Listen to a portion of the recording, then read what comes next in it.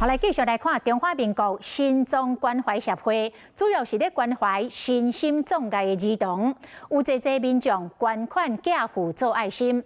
协会理事长洪志控，甲伊的翁婿、甲伊的细姑仔，侵占善款超过3000万。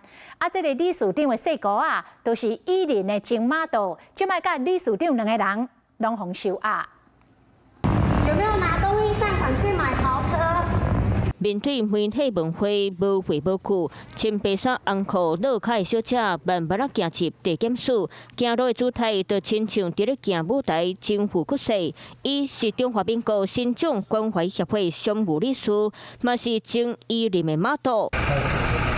心脏协会内底3个人去口出口坐加修车准备收押，因拢是高赞，对外用照顾心脏者的名义关怀弱势世界募款。如今说洪指控假影伫咧做工要趁黑心钱，检方昨开始搜索协会姓陈的理事长，因翁婿有早期真好的小先生，含小姑同时嘛是正义人马道的小小姐，3人伫咧协会内底分工合作，涉嫌将无赖善款入起来做西客，唔拿合厝个买车，侥幸钱初步估计趁超过3000万。 伫咧舞台顶行小，行甲真在，笑容嘛真有自信。根据了解，小小姐透意大利、德国和中国，无做马道了后，定定伫咧社群平台分享生活，因为生甲真水够人气，真做协会看棒，唔难呢。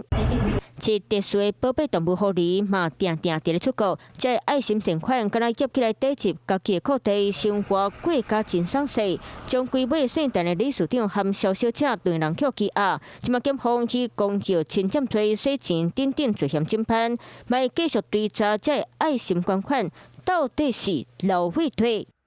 Hello， 我是林明瑞。想要抢先掌握最及时的新闻资讯吗？赶快订阅、按赞、开启小铃铛，锁定我们华视新闻的 YouTube 频道。